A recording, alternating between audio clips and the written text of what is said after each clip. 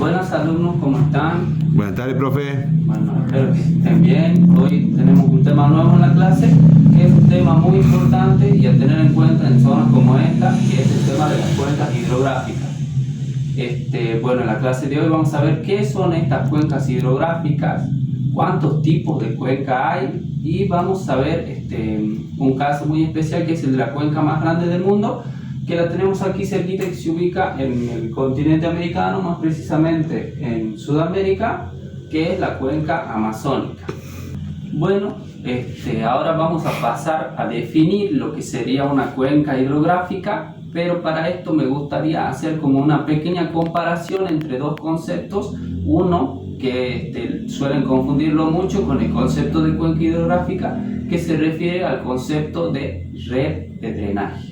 Una red de drenaje se diferencia de una cuenca en que ésta representa lo que sería la ramificación del cauce principal. El cauce es lo que vendría siendo el medio físico por el cual fluyen las aguas superficiales de los ríos o los riachuelos. Entonces podemos ver que se diferencia de una cuenca, porque una cuenca en sí es algo más amplio. Una cuenca es una región geográfica delimitada por una línea divisoria de agua. Esta línea divisoria de agua es la que se encuentra, es una línea imaginaria y se encuentra en las altas cumbres que dividen a las diferentes cuencas. Ya lo estarán viendo en las siguientes imágenes. Entonces vamos a ir haciendo el dibujo y explicando el concepto de cuenca. Esto sería más o menos una línea divisoria de agua, formando así más o menos una cuenca, ¿no? Bien, entonces estas cuencas son estas regiones geográficas que se dividen justamente por estas líneas y que en su interior presentan un río principal, que sería y sus afluentes. Los afluentes son los ríos secundarios o pequeños riachuelos, que son los que alimentan a lo que sería el río principal. Bueno, aquí podemos ver bien las diferencias entre lo que sería una red de drenaje y una cuenca hidrográfica. La red de drenaje sería justamente esto, lo que está formando aquí, que dicen que nosotros concebimos como la ramificación del cauce, ¿ven que se forma como las ramas de un árbol? Bueno, eso sí, sería la red de drenaje. Hay diferentes redes de drenaje, pero generalmente se ve son estas. Pero también hay redes de drenaje enrejadas, tenemos rectangulares, radiales, que son las que presentan una elevación en el medio y las aguas fluyen hacia afuera. Y esta que tenemos aquí sería una dendrítica, que es la que toma forma como de ramas de árboles que se van expandiendo. Bien, estas redes de drenaje son muy importantes dentro de lo que sería la cuenca, porque serían el factor dinámico de una cuenca. Estas son las que en sí transportan los grandes flujos que siempre están en movimiento, los grandes flujos de agua superficial. Muy bien, ahora que ya sabemos que es una cuenca, quiero que vamos viendo, como dijimos al inicio de la clase, los tipos de cuenca. Vamos a ver en sí dos clasificaciones. Una tiene que ver con lo que sería la desembocadura, que es como la más general, ¿no? La que más se estudia. Para ello vamos a ver un video que explica justamente estos, serían tres tipos de cuenca, y después vamos a explicarlo brevemente. Profe, ¿qué es un río? Muy bien, alumnos, antes de ver el video entonces vamos a ver qué es un río. Aquí en la cuenca se presentan lo que sería un río principal y sus afluentes, pero los afluentes no quiere decir que no sean ríos, sino que son ríos más pequeños, ríos secundarios que alimentan a lo que sería el río principal. Por ejemplo, el río Pasaje Juramento, que es el que tenemos aquí, alimenta a otro río que sería el Paraná. La definición propiamente de río tiene que ver con que es una corriente de agua constante con un caudal considerable y relativamente estable, a la que fluyen los diferentes afluentes. Bien, ahora vamos a pasar a ver el video propiamente dicho. Un contenido que es muy recurrente en la escuela secundaria argentina, y supongo que también será recurrente en todos los países de habla hispana, de nuestro continente al menos, es esto de las cuencas, los tipos de cuencas y las vertientes que tienen las cuencas o los cursos de los ríos en el continente americano. Vamos a empezar un poquito con el tipo de cuencas. Vamos a hablar de exorreicas, endorreicas y arreicas. Cuando hablamos de cuencas exorreicas, estamos hablando de ríos y de cuencas hidrográficas que desembocan hacia el mar, o sea, fuera del territorio terrestre de un determinado país o en este caso del continente americano. Podemos poner como ejemplo el río San Lorenzo, que desemboca en el Atlántico, el río Amazonas, el río de la Plata, los ríos del sur de Argentina, los ríos patagónicos que desembocan en el Atlántico. Esos son todos ríos exorreicos porque desembocan fuera del territorio terrestre y van a desembocar en territorio marítimo. Caso contrario, las cuencas endorreicas son aquellos ríos que desembocan dentro del territorio terrestre, no llegan al mar. Desembocan en un lago, en una laguna, y el mejor ejemplo de esto es el río que conecta los lagos Titicaca y Popó.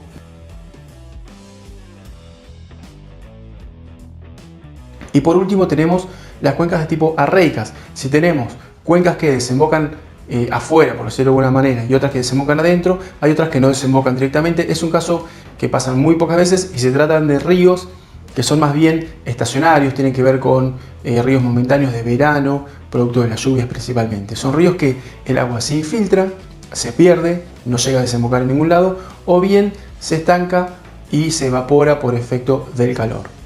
Bien, de acuerdo a esta clasificación que acabamos de ver, podemos ver que las cuencas se clasifican en tres tipos. Tenemos cuencas endorreicas, tenemos cuencas arreicas y tenemos cuencas exorreicas, ¿no?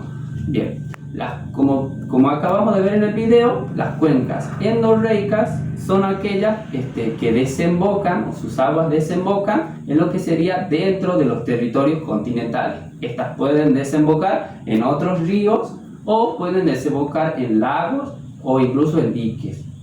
Vamos siguiendo con lo que sería el análisis de las cuencas exorreicas. Las cuencas exorreicas tienen que ver con que desembocan ya fuera del territorio continental, es decir, hacia los océanos o los mares. Y la última clasificación de la cuenca sería la arreica. Esta es más compleja, ¿no? Porque tendríamos que ver componentes o otros factores que influyen a lo que se hagan estas cuencas. Como veníamos diciendo, tienen que ver con diferentes factores, ¿no? Las cuencas arreicas son aquellas que, si bien no desembocan en ningún lago, ni río, ni siquiera en el mar, pero sus aguas no se pierden. Parece que desaparecen las aguas, pero lo que pasa es que son otros procesos, más que nada, otros procesos aparte de la escorrentía, que tienen que ver más que nada con, dependiendo del tipo de suelo o del clima, el agua se infiltra hacia abajo de la superficie terrestre, a donde puede encontrar otros cursos de agua como los acuíferos, o se evapora por la acción del calor y se transforma en vapor de agua, ¿no? Profe, escuche bien, ¿no? O sea que el río Juramento vendría a ser una cuenca endorreica, digamos, porque desemboca en otro río, como usted explicaba recién, el río Paraná. Sí, muy bien, alumno. Es la cuenca Pasaje Juramento, que así se la conoce, es una cuenca endorreica, desemboca en el río Paraná y a su vez desemboca en el río de la Plata. Entonces, todo esto serían como subcuencas, pequeñas cuencas que alimentan a esta gran cuenca que es del río de la Plata. Bien, mi papá siempre va a pescar en el río Medina, entonces con lo que usted me explicó primero, entonces el río Medina sería un afluente del río Juramento. Sí, muy bien, alumno, muy bien. Bien, alumnos, vamos prestando atención a estas clasificaciones porque después vamos a analizar el caso de la cuenca amazónica, ¿no? Esto sería un tipo de clasificación de las cuencas teniendo en cuenta en dónde desemboca el río principal. Pero también la podemos clasificar teniendo en cuenta su área, es decir, la extensión que tiene la cuenca. Aquí podemos encontrar que, bueno, siempre y cuando teniendo como medida kilómetros cuadrados, encontramos que las cuencas que tienen menos de 25 kilómetros cuadrados son consideradas cuencas muy pequeñas. Después, las que tienen entre 25 y 250 kilómetros cuadrados son consideradas cuencas pequeñas. Después tenemos las que tienen entre 250 y 500 kilómetros cuadrados son consideradas cuencas intermedias pero pequeñas. Las que tienen entre 500 y 2500 kilómetros cuadrados son consideradas cuencas intermedias pero grandes. Las que tienen entre 2500 y 5000 kilómetros cuadrados son consideradas cuencas grandes, y las que tienen más de 5000 kilómetros cuadrados son consideradas cuencas muy grandes. Bueno, ahora que ya saben lo que es una cuenca, cómo se clasifican, vamos a pasar a algo un poco más complejo, que sería analizar o estudiar una cuenca desde un enfoque sistémico. Es decir, vamos a estudiar a la cuenca como sistema. Ustedes me dirán, ¿qué es un sistema?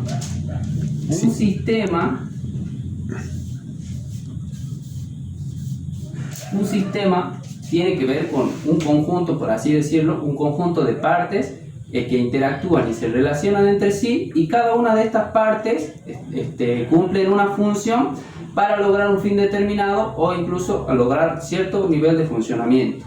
A la cuenca se la puede estudiar de esta manera, y ya veremos, ahora vamos viendo los elementos que hacen al sistema cuenca, que podemos ir demarcando 4. Primero tenemos el elemento biofísico, después tenemos el elemento cultural,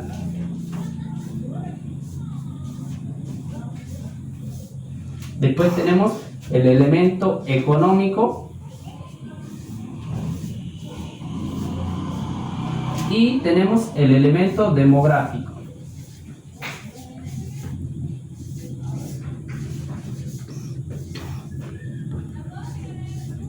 Cada uno de estos elementos que hacen al sistema cuenca van a hacer que esta cuenca funcione o tenga un buen funcionamiento, y todos esos elementos tienen relaciones entre sí, algunas muy estrechas y notorias y otras no tanto. Vamos a empezar viendo lo que sería el elemento biofísico. ¿A qué nos referimos con esto?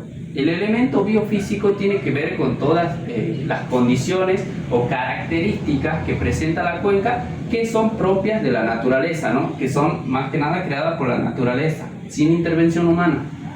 Entonces, ahí podemos encontrar factores como, por ejemplo, el clima, la atmósfera, el suelo, el subsuelo, el relieve y los recursos hidrográficos.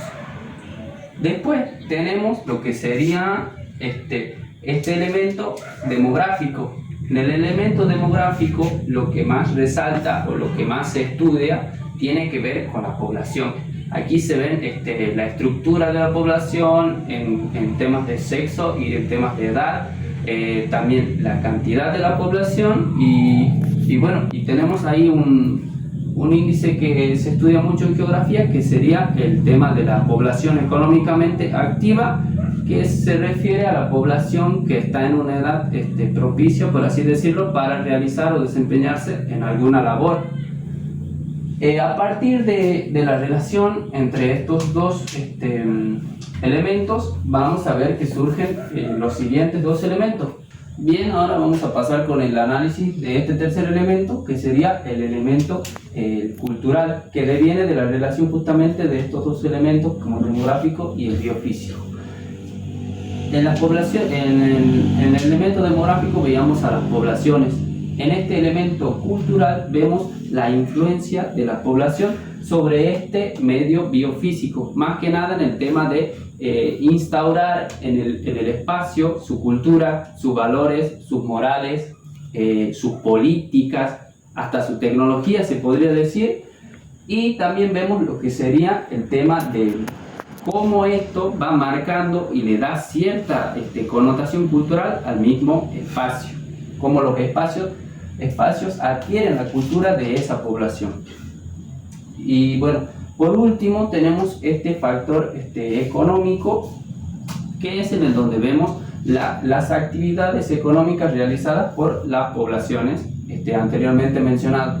Aquí se ven factores como, por ejemplo, el nivel de producción, el tipo de actividades que se realizan, y aquí vamos a ir relacionando con esto de nuevo. ¿Por qué? Porque estas poblaciones hacen uso de los recursos anteriormente mencionados del medio biofísico para la realización de estas actividades económicas.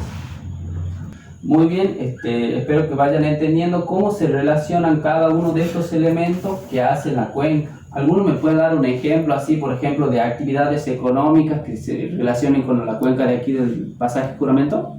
Profe, como lo que tenemos acá en el río Juramento, la pesca.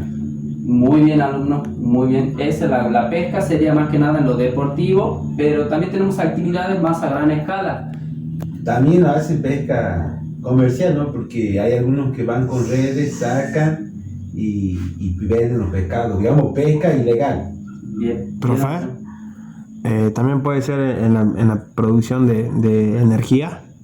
También se lo puede usar a estos recursos hídricos como producción de energía. Está el caso de acá del dique del Tunal, que también tiene sus turbinas, los cuales producen energía hidroeléctrica, le llaman. Bueno, el tema de la energía sería ese. Otro caso tenemos aquí que se da mucho en el río Juramento, es para el uso privado de la producción agrícola y ganadera, porque se sacan canales, por ejemplo, para el uso privado del río para realizar el riego muchas veces. Sí, profe, acá le llamamos acequia. Acequia le dicen aquí. Muy bien, alumno. Muy bien, alumno, espero que se esté entendiendo el tema. ¿Hasta ahí lo van entendiendo? Sí, profe. Hasta la hora sí vamos entendiendo lo que es una cuenca. Muy bien, ahora vamos a pasar, como dijimos anteriormente, al análisis de lo que sería la cuenca amazónica.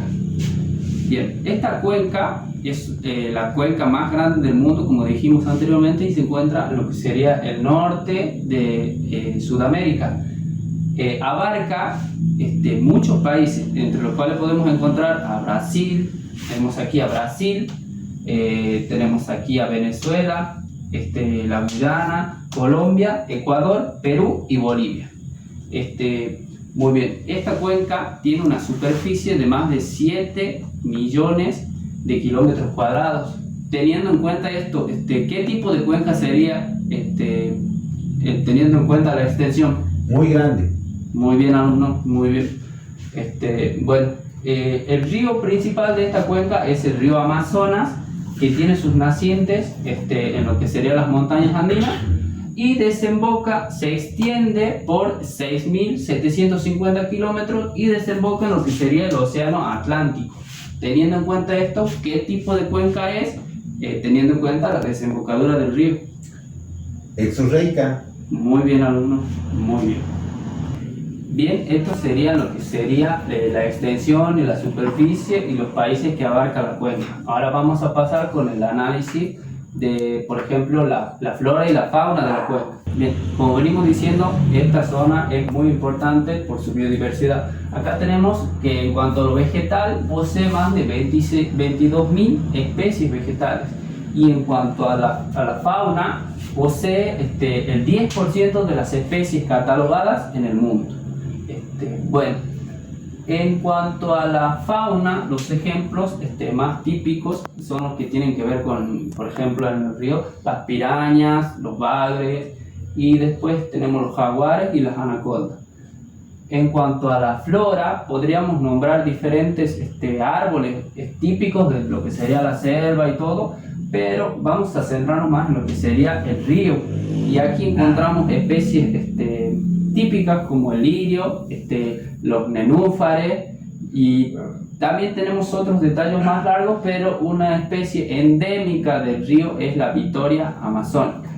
Bueno, alumnos, ya vimos la flora, la fauna, la extensión. Ahora vamos a pasar con el análisis del clima de la cuenca amazónica. Bueno, esta cuenca se encuentra cercana al Ecuador, que sería el paralelo 0 grados. Entonces, los climas de aquí son cálidos más que nada y son característicamente climas ecuatoriales y climas tropicales, con gran humedad debido a la gran vegetación que hay aquí y a los diferentes ríos que se presentan en la superficie.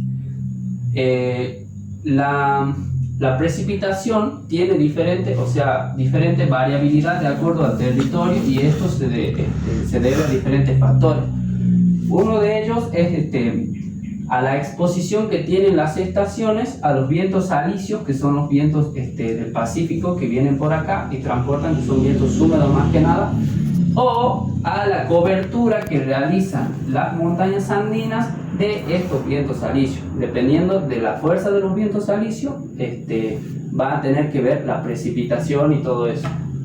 La precipitación anual en esta zona es de 2.130 milímetros, pero en las zonas más lluviosas llega hasta 3.000. Las zonas más lluviosas son lo que nosotros conocemos como convergencia intertropical.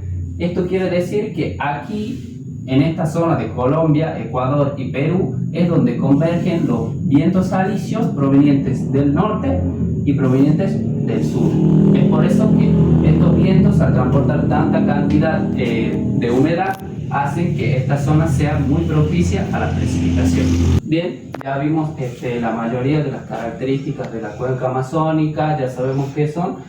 Entonces vamos a ver ahora lo que tendría que ver con los problemas o las actividades antrópicas y cómo estas actividades que realiza el hombre en la cuenca producen diferentes problemas ambientales, ¿no? Las actividades antrópicas que más aquejan a esta región tienen que ver, por ejemplo, con la deforestación, que si bien no sucede en toda la extensión, porque la deforestación sucede más que nada en estas partes, que serían los límites de la cuenca, pero sí afecta a las partes de los otros países, como por ejemplo Ecuador, Perú y Colombia.